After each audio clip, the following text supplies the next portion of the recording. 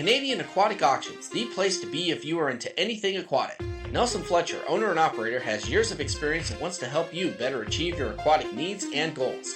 So if you're an aquatic hobbyist and enthusiast, please visit Canadian Aquatic Auctions today. Their public auctions provide a venue to remarket all aquatic-related products, services, and equipment. If you are just starting out in the hobby, the site has a tack room where you can converse with other aquatic hobbyists like yourself. Canadian Aquatic Auctions is the eBay of everything aquatic. So visit Nelson at his site at www.aquariumauctions.ca or go check out his Facebook page as well at www.facebook.com/Canadian Aquatic Sales. Together we can build lasting relationships that are based on listening and servicing your needs in a professional environment. Canadian Aquatic Auctions.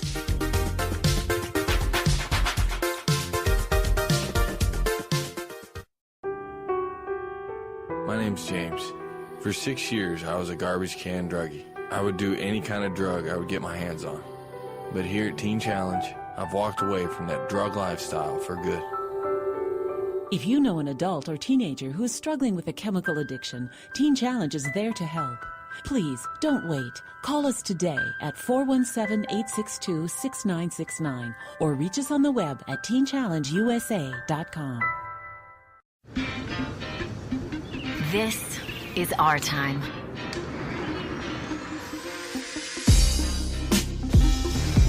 We play without limits. We create without rules. We are not for sale. We connect with the whole world. Every idea we've shaped, every relationship we've cultivated belongs to us. We demand the freedom to be our uncensored selves. And when something challenges that, we change it. Together. This is our time.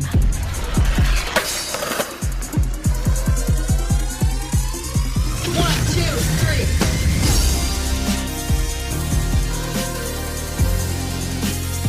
Let's start a revolution.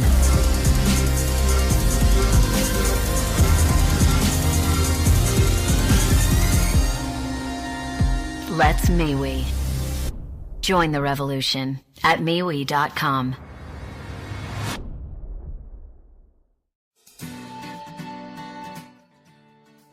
Do you want to capture the best memories you can? Is wanting to preserve those memories your goal? Do you want your memories to last a lifetime? Do you want your memories to look beautiful in pictures? Well, if you live in Southern Oregon or Northern California, there's one place you can go to save those treasures for a lifetime. Grateful Heart Photography. Abigail Summers is your solution for capturing your favorite moments and memories like birthdays, graduations, weddings, family portraits, single shots, and more. She can also capture the finest scenery shots around and make them available all across the country and around the world at a price that could suit your budget. So if you're looking for the right photographer that can help preserve your legacy, look no further than Abigail Summers at Grateful Heart Photography. Call Abby today at 541-423-5704 or message her at facebook.com/Grateful Heart Photography. Much of her work is displayed there. Feel grateful for the memories captured by Grateful Heart Photography. During this crisis, over 37 million people don't have access to nutritious food. That's 1 in 12 seniors and 1 in 7 children. But there is a way we can all help with Feeding America. Their network of 200 food banks are up and running, distributing food to communities in need around the country. If you need help or if you can help, please visit feedingamerica.org to locate a food bank in your community. Together, let's feed the love. If you love tie-dye, you'll love Tie-Dye Dreamin'. You'll style in great handmade tie-dye clothing such as t-shirts, sweatshirts, and even masks, which come in handy during this COVID-19 pandemic. The best tie-dye work at affordable prices. You can order your favorite items online at our Facebook page at facebook.com/tie-dye-dreamin'. Or you can call Abigail Summers and Susanna Caton at 541-423-5704, anywhere in the United States. Born in the Pacific Northwest, Tie-Dye Dreamin' is the place for you. Give us a call and start Tie-Dye Dreamin' today. Where do you see yourself 10 years from now? Are you looking for a great education that's also in a great location? Check out College of the Siskiyous. We offer a variety of career and technical education programs, general education, and personal enrichment classes. With our new Reg 365 process, you can register for any semester, any time of the year. With on-campus housing, an active campus life, competitive athletics, and expert guidance from our highly trained staff, College of the Siskiyous is waiting for you. Call us today. With coronavirus spreading, people at higher risk must take extra precautions. You're at higher risk if you're over 65 or if you have an underlying medical condition. Please visit coronavirus.gov for more information. Hi, this is John Therios. If you're looking for action-packed classic fun, look no further than One Nostalgic Weekend. Up in the sky, look! It's a bird! It's a plane! It's Superman! So fasten your seatbelts every week for a trip back into time, only on One Nostalgic Weekend. Saturdays and Sundays, midnight Eastern, 9 p.m. Pacific on Action VR Network.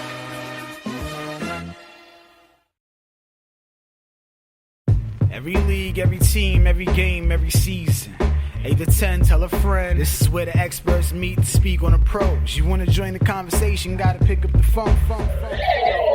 Oh, yeah. All right. This the verbal version of the replay, the recap, the Game 7, the draft, preseason, the rematch, players and coaches. The mayor keeps you posted, whether you're rooting for the home or away. Dirt, turf, hardwood, grass, or clay. We keep the conversation going and we cover it all. So when it goes down, you know the score. But when it comes to sports talk, this ain't no small talk. This is the big leagues, the ball is in your court. The best place for debate and point of view. After further review, you know what to do. Check this out. Check this out.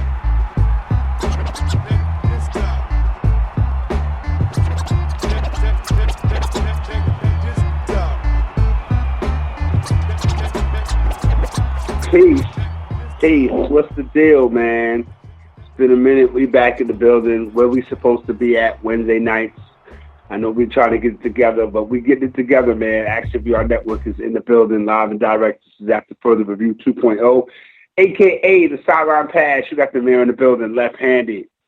Kip Stash, however you slice it, I'm still in the building. We on Facebook, man. After Further Review 2.0, a.k.a. the Sideline Pass is the name of the group. We rocking out, man. We back in the building, man, live and direct, man. We switched it from Tuesdays to Wednesdays. And we just trying to, move in, get the furniture together and all that, nice up the pad and all that, make everything nice and lovely.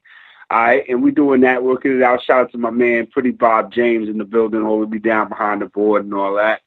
And we here, man. First night in a long time, man. There's no, sports, live sports to talk about. You know what I mean? There's no playoffs going on. There's no regular season, anything going on, man. Everything is, going until, I guess, tomorrow. We got the, the NFL or whatever. But, again, we're back to no sports. Again, at the end of the day, it is what it is. But I think that, all the championships have been decided. Shout out to the Los Angeles Dodgers winning the 2020 World Series. Shout out to the Los Angeles Lakers for winning the NBA Finals. It's over. Now what do you do? You know what I'm saying? Are these championships are going to be celebrated like that? Are they really? Now it's over. It's over and done with. You don't want to have a debate about whether it's going to be an asterisk on the title or not. Who cares? But at the end of the day, really, who cares? If there's an asterisk on it, all right. If there's not an asterisk on it, all right, whatever. You know what I mean? Just want to get back to normal. This season was not normal. No matter how you slice it, you could say all you want about they set records and the finals was great and all that. And they did this under. They didn't have to do it. So miss me with that excuse. They did not have to do it. So again, at the end of the day, they did it because they wanted to do it, and I'm not mad at them because that's their job. That's what they that's what they do. But these circumstances were different, and you took a pause. I don't know what that meant, what that was supposed to mean at the end of the day, because again, if you really want to affect change, you're going to have to hit them in their pocketbook, and hit them in the pocketbook for one day or whatever you did wasn't going to slice it. You know, you have, you know, all the chances in the world before you to really make an impact and make a statement. But I think a lot of these cats are scared to do it.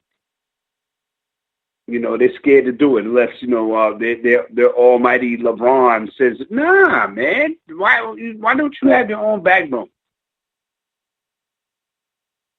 You know, and again, man, I'm not going to harp on, you know, LeBron, he's, you know, 17 years deep, man. He got his titles, been to every, you know, NBA finals in the last 10 years. I'm not mad at that. It's just the fact of the matter that I think that at the end of the day, for as much as they try to make LeBron out to be, you know, it's just him and everybody else, that's not the case. And we know it. We know it. I'm not going to get into the why it's not the case. It's just not the case. You know, real simple. Where is LeBron's Defensive Player of the Year award? He still hasn't won that. So, like, for me, I'm like, that's the first thing. The second thing is, like, Jordan wasn't, you know, and anybody else wasn't bestowed the title of king before they played 1 minute in the league. So for me, it's just different when it comes to this dude. But anyway, congratulations. They won his championship. Now we move on. The Los Angeles Dodgers defeated the Tampa Bay Rays in the World Series. 6 exciting games, man. Shout out to the Tampa Bay Rays for winning the American League. Shout out to the Los Angeles Dodgers, man, for getting it done, man. First time since '88. But again, what does it mean? Like, you won a title in the bubble. You won the World Series in Arlington, Texas. How does that compute? You know what I'm saying? So, I mean, like, the season is over and done with now. Now we got to see if we can try to at least get to a little bit of normalcy, which I probably doubt. You know what I mean? But, again, this season is over with. As far as the NBA is concerned, there are discussions on bringing the season back around Christmas time. And, you know, LeBron said he's not with it. I agree with him on that. Like, what are you doing? You know? But then on the other side of that, some people say, well, you have 4 months off. That's true, too. You know, but then again, at the end of the day, man, do you want to, you know, take your families through this, you know, bubble situation again, or however they're going to do it? Because they're going to have to be doing, they're going to have to, whatever they do is going to have to be with social distancing.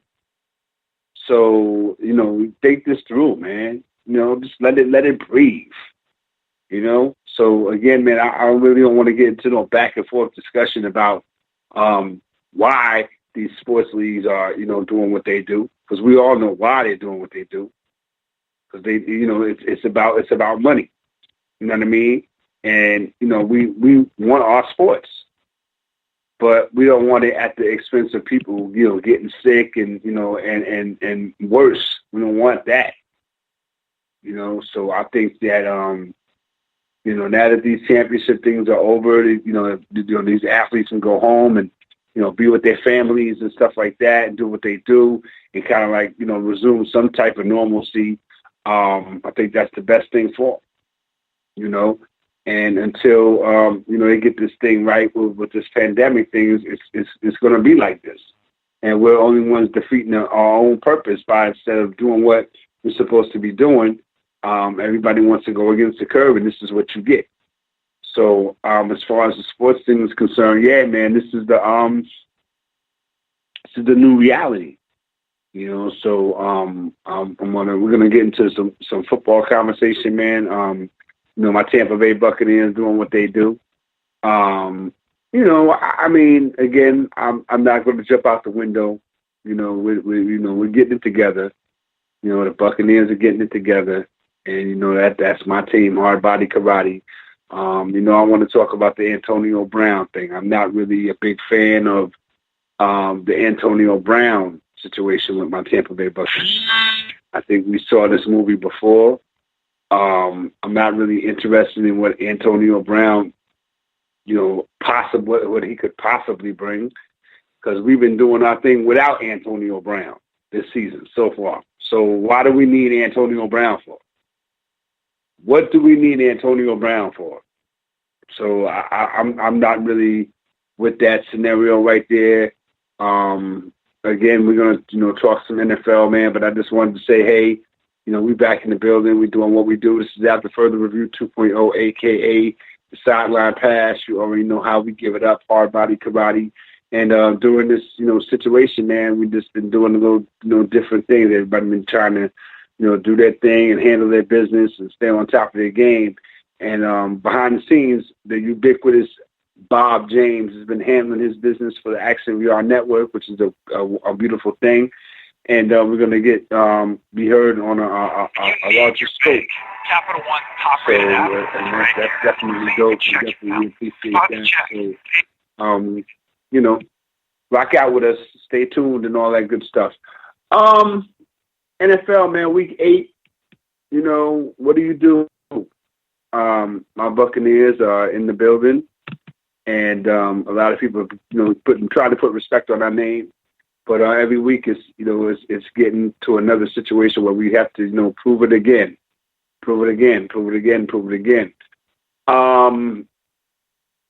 Are we where we need to be? Yeah. Are we a better team with Tom Brady than, what we would have been with Jameis Winston? Yes. I don't want to say that our team is, going to the Super Bowl or anything like that. But I do look at our team, and we have one of the best records in the NFC. I think that we're one of the top teams in the NFC. I think with a break here or there, we could be the top team in the NFC. But again, I'm not going to dwell on that because again, it just I'm just taking advantage and enjoying the ride for right now. We're 3-0 at home, which is a great thing. Because we couldn't really, hold any home leads in the last couple of years, man. We've been really, really garbage at home. So we're 3-0 at home, which is great. But we're 2-2 on the road, so we got to, improve our play when we go on these road trips. The game in Chicago, we let that get away from us. That's okay. We're 500 in the division, 1-1, which is fine. I said at the beginning of the season, we go 4-2, 5-1, we'll win the division. 4-2, we'll be okay. We'll make the playoffs. 5-1 we'll win the division. We go 5-1 inside the NFC South, we'll win the division. I like what Coach Arians has done so far. Tom Brady's made a hell of a difference as far as his team is concerned. But I think that the biggest difference has been the secondary. Tampa Bay Buccaneers secondary is nice. And I haven't been able to say that for a couple of years, man.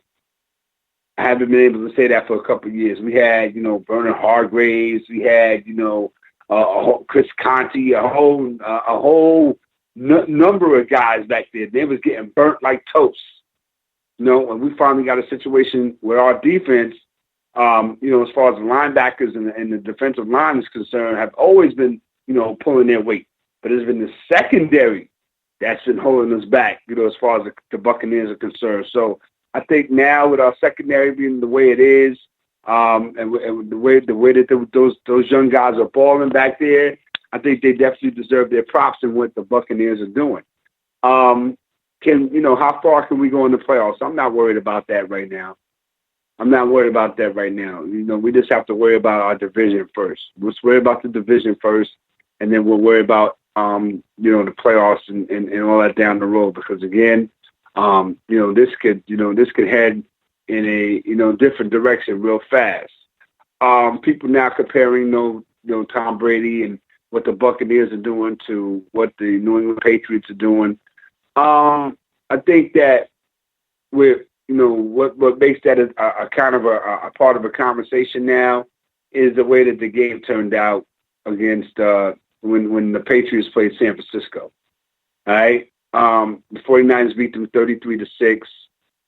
Cam Newton got benched, and it wasn't a good look for the Patriots, man. I just think that again before that game we talked about it on Steve K's show. I said that Jimmy G was coming back to New England. The team that, traded him to the 49ers where he's, found, a lot of success and even a larger pile of money, and he just got benched a couple of weeks ago. Okay. But I think that Jimmy Garoppolo was going to, make some noise in this game coming back to New England, and I think he had a point to prove. I think, going 20-25 for 277 was, pretty impressive. He had a bad interception. Then he had another interception at the end of the first half. Again, man, I think that, Garoppolo played better than Cam Newton, simple and plain. But I think that what's going on with the New England Patriots is more than, just, Cam Newton not playing well. I think that what the New England Patriots lost in Tom Brady was maybe that psychological edge, because now that psychological edge is with the Tampa Bay Buccaneers. So now we're going into games like, we're going to win these games. Okay, just just because of Tom Brady. And I think they don't have that with New England. Cam Newton really didn't play as bad as the numbers would say. I mean, 9 out of 15 for 98 yards. He had 3 interceptions. I mean, that's not an ideal stat line, but I think that one of his interceptions was tipped. Okay, but being that Cam has been kind of garbage the last couple of weeks, I think his situation might be more about New England being outplayed and not really having talent at the skill positions. He's still dealing with the, COVID situation, with his physical. But I think that, it could be a combination of all that, but I don't want to add, given the coronavirus thing, because, he should be past that because he's on the field, right? So I'm not going to factor the corona into the way that Cam Newton's playing. He just, hasn't been out there, and he needs to, step it up, because the Patriots now have lost 3 straight games under Bill Belichick for the first time since 2002. All right, I picked the Patriots to win the division. Like, real talk. Like, I picked the Patriots because I don't believe in the Buffalo Bills. I don't really believe in the Buffalo Bills. And again, when you talk about a team like New England, they're supposed to be able to have that psychological edge because of Belichick now. You don't have Brady, but still, your division, you got Miami, Buffalo, and the Jets. Why can't you win that division? Why?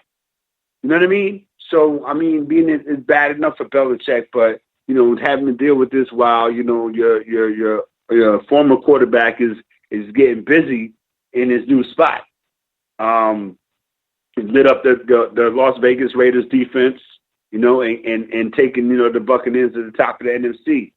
Brady threw 4 touchdown passes against the Raiders and looked like, the Tom Brady that we're used to seeing, looking comfortable, and anybody who thought, Tom Brady was going to fall off a cliff was, not really looking at the situation for what it was,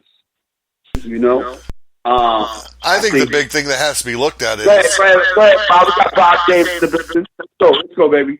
I think what has to be looked at is the fact that, Tom Brady, in reality is over the hill, but he's still getting it done, where you still should have a few good years left in Cam Newton. And the first few weeks before he got corona, Cam Newton was doing things with the players Tom Brady worked with only last year, and looked like he was able to communicate and do things a lot better than Brady. He comes back from this, and he can't get it done. He can't get it done. I mean, I know that corona does have an after effect that some people have to get past. It does do something to the brain for a little while. And can hamper someone physically for a little while, but it's things that they can get past. It's just you're going to have to give for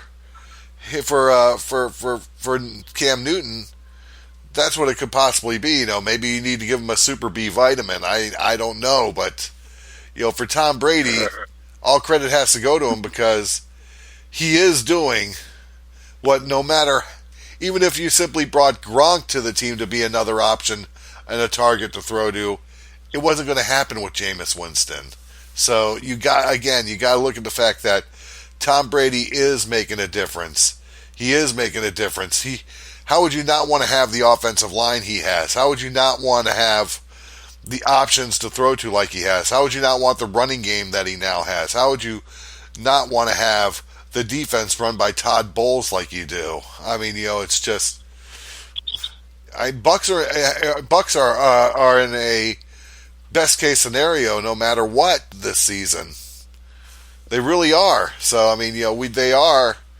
There is no worst case scenario for these Bucks. That wouldn't be bad, I should say. Well, I mean, I can see, what's going on as far as, Cam and, his, still, being sick and stuff like that. But I think that some of the I watched the game that against the 49ers. Some of the passes that he was making was ridiculous, right? Overthrowing receivers crazy, underthrowing receivers crazy. So I saw some of that.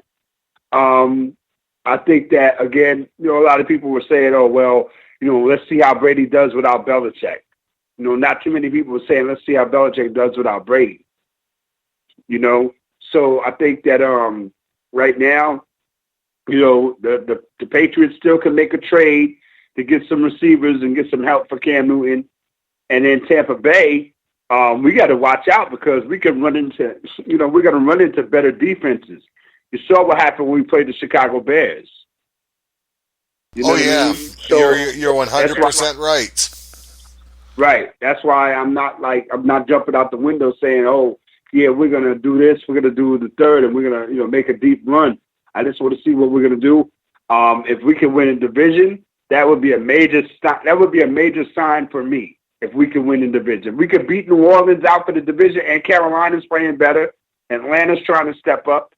So now, I mean, it's going to get, the competition is going to get steep now. Now we're getting into the part of the season where it's going to get good, Bob. We talked about this. We talked about it. Oh, yeah. The first couple of weeks is like, whatever, you know what I mean? Now we get into October, we get into November, you know what I mean? Now we start to see the cream rise to the top. After the trade deadline, we'll see what happens. But I think that as far as Tampa Bay, man, I want to see us win the division, Bob. I don't want to see us with a wild card. We shouldn't be playing wild card weekend. You know what I'm saying? I agree totally. Totally. And keep in mind, and we talked about this, you're talking about Tom Brady in the same division as Drew Brees and the New Orleans Saints, which should, in reality, be Tom Brady's only real competition. Should really be that, and that's not counting out, the fact that you also got the Carolina Panthers with Teddy Bridgewater, and Bridgewater is not having an easy year, but I know that's something you can't totally blame on him, and and I know how you are about Matt Ryan being a little more overrated, but Matt Ryan is still better than half the quarterbacks out there.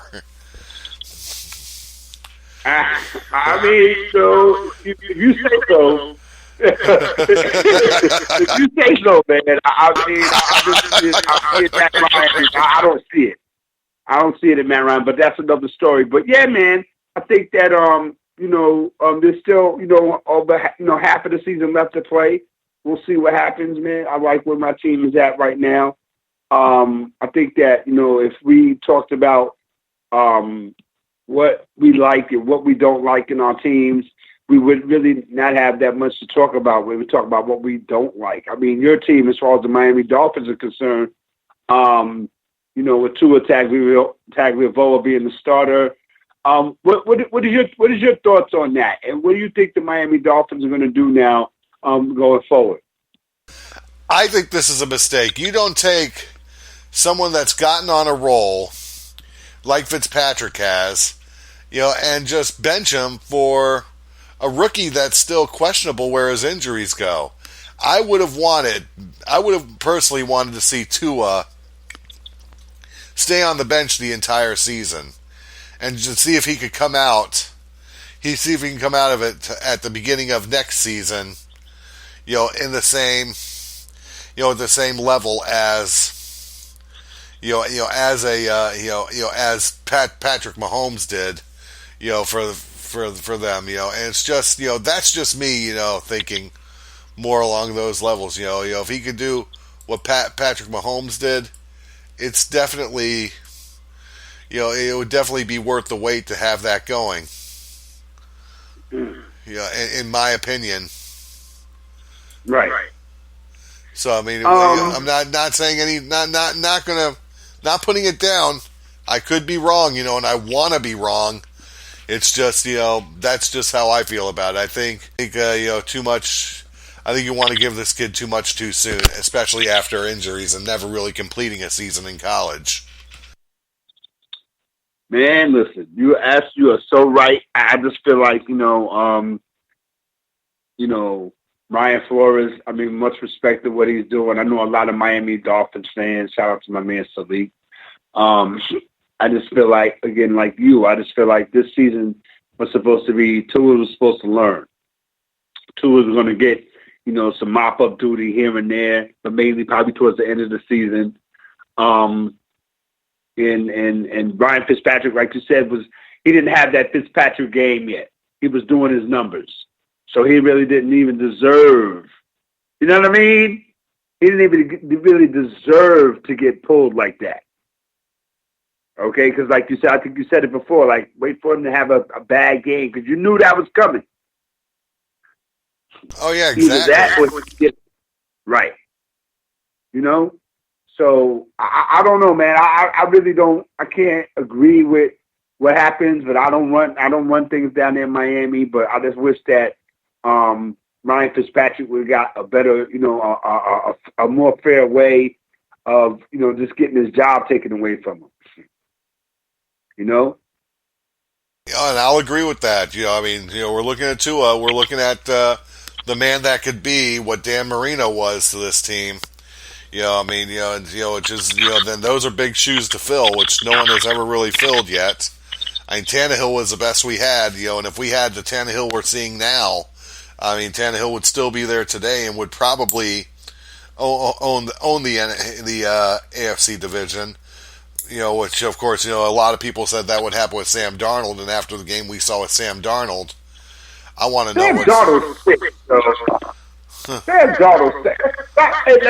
Let's face facts. Let's just, we don't pull no punches over here. We do not pull no punches over here. After Further Review 2.0, a.k.a. the Sideline Pass, get at me on Twitter at RMDesk. We on Facebook too. Sam Darnold stinks. Let's just call it what it is. Mark Sanchez was a bum. Sam Darnold was a bum. Like, and Daniel Jones is headed towards bum status. Like, these quarterbacks, man, these dudes get these high draft picks and high, and they do not produce. They do not produce. They look real good. They look all right in college. They look okay. They play with good teams that was dominating. They played with teams that had dominating running games. Reggie Bush. They played with teams that had dominating defenses. You know what I mean? And then when they come to the NFL, they garbage. Then you got Joe Burrow. Joe Burrow's rookie year, coming first year in the league. He picked it up right where he left off at LSU. So what? He's playing with a bad team. So what? I'd rather have Joe Burrow than Sam Darnold. Period. So, like, Sam Darnold stinks, yo. I don't want to hear nothing about Sam Darnold. I don't want to hear nothing about the Jets. The Jets are a moribund franchise going backwards. They get guys and turn them into bums. They turn into instant bums. You want to know what the sad part is? I mean, everyone talks about the Dolphins since Dan Marino. But no one talks about the Jets. No one talks about the Jets with Joe Namath. Since Joe Namath, no one talks about it, like you said, because there's nothing to talk about there. I don't think Todd was that great. I don't think, the other one, I forget his name. Ken O'Brien. I don't think he was that great. Chad Pennington was okay. But that's about it. You look at that Jets history. Joe Namath was all they had. Bob. You're being very, very kind. You're being very, very kind. Richard Todd stayed hurt. Ken O'Brien was a disaster. Chad Pennington was There's nobody that was really that stands out as a quarterback of the New York Jets. Period. Since Joe Namath. And that's sad. No, it is, and that's the point I'm making. That's the point I'm really making. Right. That's sad.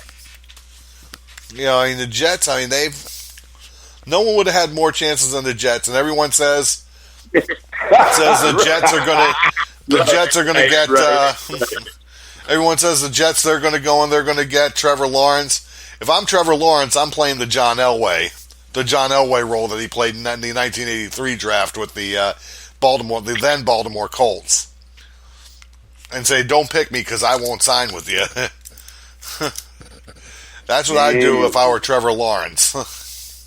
If Trevor Lawrence enters the draft as a junior.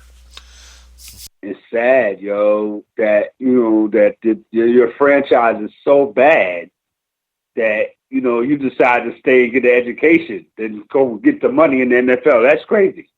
That you know how bad you got to be for somebody to say, you know what, I'm gonna stay in school and get my education rather than get drafted to your team where you could pay me my $1 million, my rookie minimum. Like, that shit is crazy. Exactly. But I would want, if I'm in Trevor Lawrence's shoes, I want to avoid the Jets. I don't care what amount of money it is. If I'm Trevor Lawrence, man, I'm just thinking about trying to, get a national championship for Clemson right now. And I'll deal with all that other stuff later, because then at the end of the day, you know what? People could be, somebody might throw something at the Jets and offer something for that pick. Oh, yeah, I agree. The Jets got the number 1 pick. They could turn it into something. They could turn that pick into a quarterback that could start and play for them right now. They could turn that into a Deshaun Watson for a number 1 pick. You're desperate. You're the Jets. You need something. If I'm the Jets and I got the number 1 pick in the draft, I'm talking to Houston and saying, what are we doing? What we doing? Now you got a quarterback. Now what? You got a quarterback that's a bona fide, qualified, certified, good quarterback. Now you just got to put an offensive line behind him, get him some receivers, and there you go. Now what? You know what I'm saying? So, I don't know, man. The Jets got some things to think about. But if that was me, that's what I would do. And at least I would try to get, you know what I mean? And give him Deshaun and try to get Trevor Lawrence. That wouldn't be a bad move for the Jets to get Deshaun. At least you got someone there who can scramble. And the one thing the Jets would have to want to be lucky with is hope that their first round pick this past year, Mekhi Becton, is not going to be so injury prone. Good luck with that, but that's another story. Yeah, that's true. But I think that the Jets was to make a move like that. I think that for me, Bob, it's for me. I mean, because again, Deshaun Watson on paper beats anything that the Jets haven't had in quarterback for the last 20 years. Deshaun Watson on paper, Bob. On paper, he beats any who the Jets had a quarterback for the last 20 years. Like I said, the closest one I give any sort of credit to for being at least decent for the Jets was Chad Pennington, and that's it. After that, the rest of the quarterbacks go away. Right. So exactly. So you get a Deshaun Watson. Yeah, I would give up a number 1. What else you got to lose? What you got to lose? Nothing. You're getting a veteran and not a rookie, and to me, that's a plus. I don't care if it's Trevor Lawrence or who it is. I don't care if Trevor Lawrence is going to have a better NFL career than he will a college career. I'm going to want to get that veteran that's still going to have 10 years in the game. And just work on the offensive line because you still got another first-round pick. Yep. Give me Deshaun. Yep, absolutely. Give me Deshaun Watson, and then we can talk. And then the Jets would be. I think they would be a little bit. I think the fans would have a little bit more life put into them if they were to get a Deshaun Watson, because he's still very, very good, man. Very, very good. I think he needs to change the scene. He needs to get out of there. I'll agree with that. I'll agree with that totally. all the good teams, really, their quarterback situations are common, basically more or less set. All the good teams, So I think now you have a quarterback in Deshaun Watson that is on a bad team. So I mean, moving him to the Jets for number one, I think, okay, now you would say, oh, he's going from a bad team to a worse team. But I think that the Jets could, like you said, if Becton can stay, healthy, they can get that offensive line together. They can do some things. Deshaun Watson is a quarterback that is a runner. So again, you could watch out for him as far as the offense is concerned. So I think that the Jets will be all right. So that's how I would look at that. What do you think in regards to who I still don't believe in, man? I don't believe in Buffalo, man. And Buffalo's starting to show cracks, man.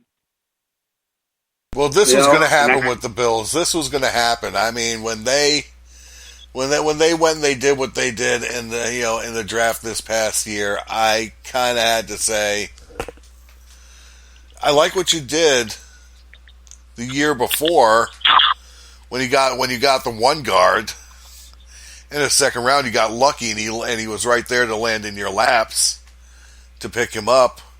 I mean, but I said truthfully, your offensive line is just not there yet.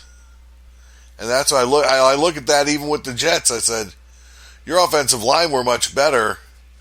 You'd be making I'll use your words here with this one. You're making a bum look like a winner. And truthfully, the Bills, I just don't know if the coaching is going to work out the cracks, even with them getting a bye week. I mean, I just don't know if they're going to really work it out at all. With what they want to do. Yeah, I mean. Well, I mean with Buffalo, man. You look at Buffalo. They got the game coming up with the Patriots. That's at home. Then they got Seattle at home. Then they go out to Arizona before they bye. So that's 3 games right there that they need to, if they want to be serious about this season, win 2 of them. They got to win 2 of those games right there. New England coming up this week, Seattle next week, at Arizona. So again, I think if Buffalo wants to be looked at as a team that is going to make some noise in the division, let alone the AFC, they need to win 2 of these games right here. Buffalo hasn't really been cooking this, yet. You know what I mean? This game right here against New England could really, settle the fact to see whether the Bills are ready to take the division. New England's defense, we know, has big issues right now. Josh Allen, everybody loves Josh Allen. I don't think Josh Allen is garbage. I just think that Josh Allen has a lot to, prove to me from last year. He blew that game last year in Houston. They should have won that game. I always talk about that, Bob, but they talk about Josh Allen, like, knock it off. They let that game go against Houston in the playoffs last year. So Josh Allen has to get back to the playoffs, win a playoff game, and then I'll be like, all right, Josh Allen is all right with me. But until then, I'm not really with the Buffalo Bills, man. So that's what I'm looking at them right now, man. I think that this game is going to be important for them. New England is going to be able to have a game. They're going to need a game when they need to come back, and this game right here should be it against the Buffalo Bills. It's in the division. A lot of people now kind of like looking at the New England Patriots like, wow, they're going down, they're going down the toilet quick. A team that's sneaky good in the NFC and nobody's talking about, and a team whose quarterback I know that some people like, some people don't like, whatever. But we talked about him being one of the best quarterbacks in the league last year before he got hurt. I'm talking about Matthew Stafford with the Detroit Lions. The Lions have won 2 straight games to turn this season around, even though those 2 wins came against, 2 teams that are not really that good. They're playing the Indianapolis Colts. We're coming off a bye. Indianapolis defense has been impressive. And I think that, with the Lions game doing what it's doing, they should be able to show up. I think they had a bad game against Atlanta, but I think they'll bounce back from that. I'm trying to put some respect on the Detroit Lions name. I'm trying to put some respect on their name because I like, the kid DeAndre Swift. You know what I mean? They got Adrian Peterson back there too. Again, I'm not really big on Matt Stafford. You know what I'm saying? But I think that the Detroit Lions are a team that can, knock the Chicago Bears out the box. The Bears really don't know what they want to do. You know what the sad part is about them? I said Matt Patricia would be fired. I said Matt Patricia would be fired before Thanksgiving. Now we're looking at a Matt Patricia that's putting so much together.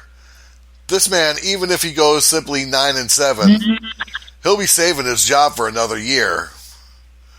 He'll be saving his job for another year if he does. I said, oh, well, he won this one. That's say buying him a few more weeks. Oh, he won this one. Now he'll probably get another few weeks.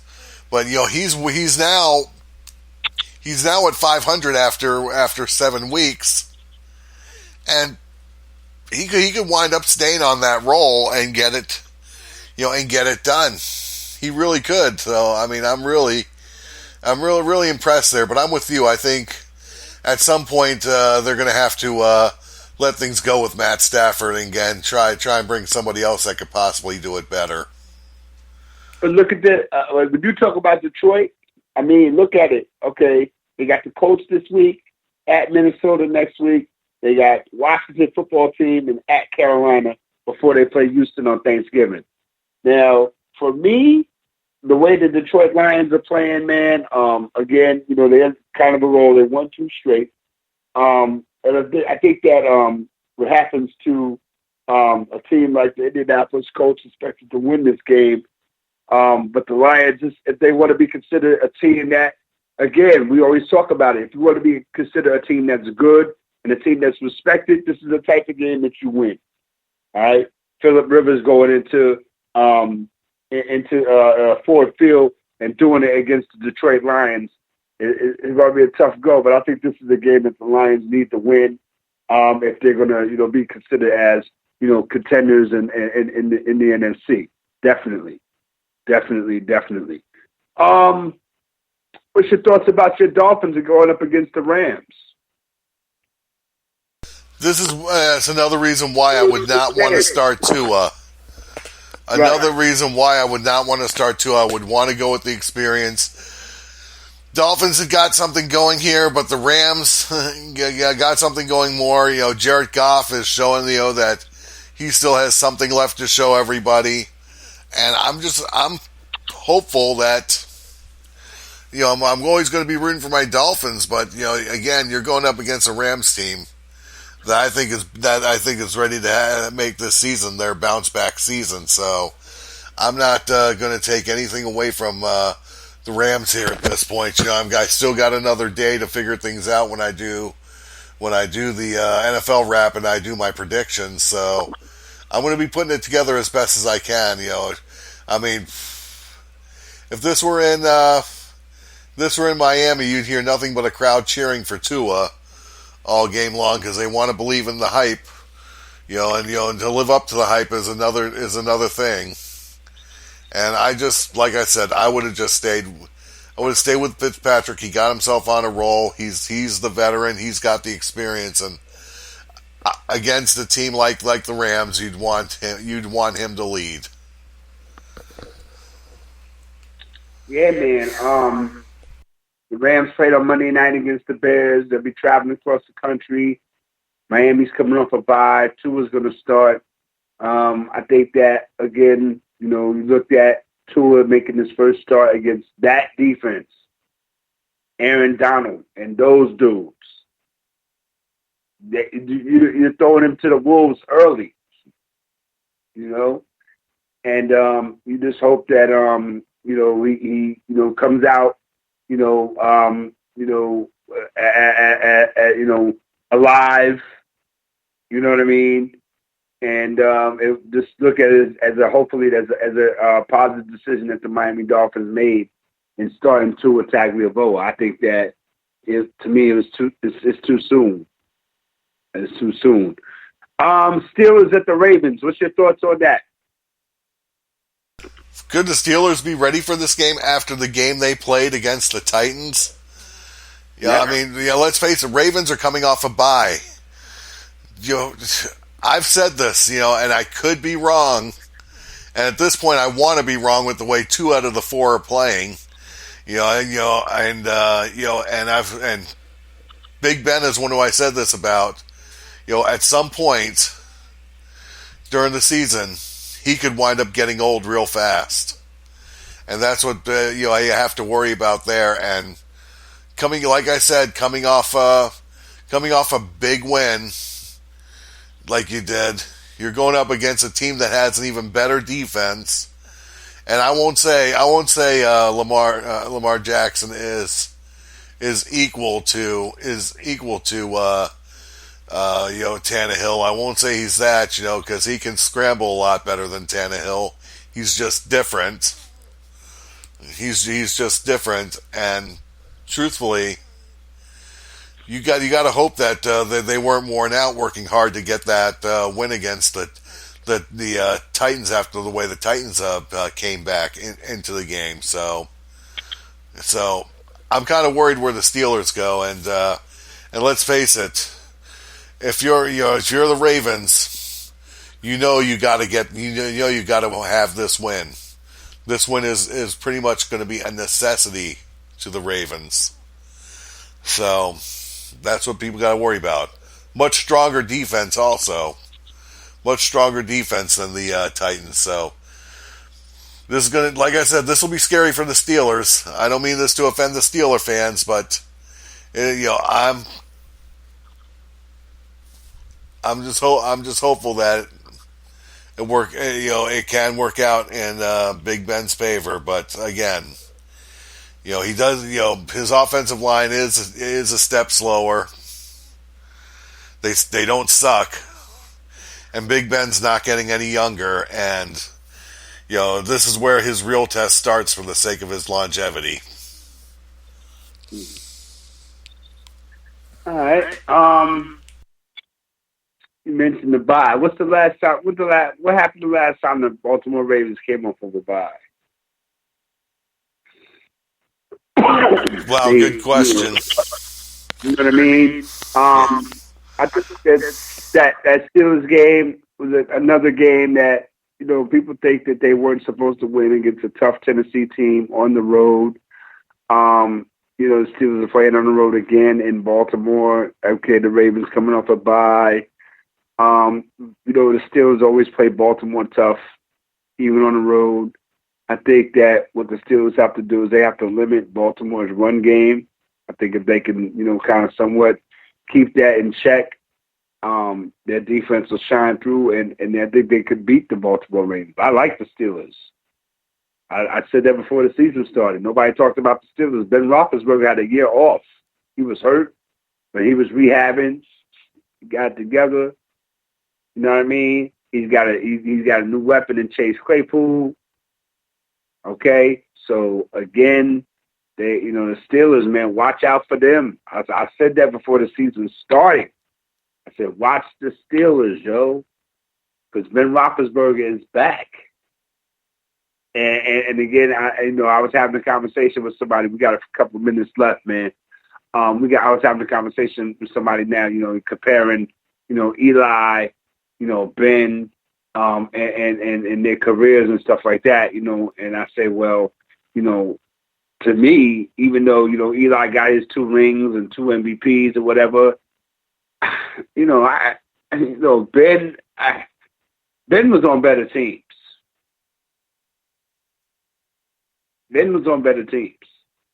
And I think that, even though they did lose a Super Bowl against Green Bay, the Giants won 2 Super Bowls. They beat the Patriots.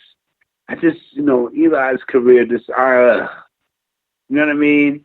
And again, it goes to the trade where he forces, because the Chargers drafted Eli Manning and they forced the trade to the Giants or whatever. So that's always going to be a chink in Eli's armor for me. Always. And I said that when that happened. That was always going to be a chink in his armor for me. But I think that going to really make some noise this year, man, and do what they do. This is the Wednesday edition, man. We're going to go rock out, man. We just wanted to stretch out for an hour tonight, get it popping, man. My man, Pretty Bob James, is in the house. We got some things going on, man, as far as the show is concerned and the network is concerned. Bob, you want to talk about that for a couple minutes before we get out of here? Well, after today, pretty much by tomorrow, people will be finding all the shows, including After Further Review, up on quite a few places. Some of the bigger ones to name, of course, will be iTunes and Google Podcast. And hopefully we're also going to get everything on iHeartRadio. So Action VR is able to expand a little more, and I'm providing for my hosts because my hosts are the best we got here, and you want to keep them around, and that includes After Further Review 2.0. AKA the Sideline, no doubt. So yeah, man, that's what it is, man. We, doing, bigger, better things, man, sticking to the script and all of that, man. A couple more games we could talk about before we get up out of here, man. The Chargers, Broncos. The Chargers and the Broncos.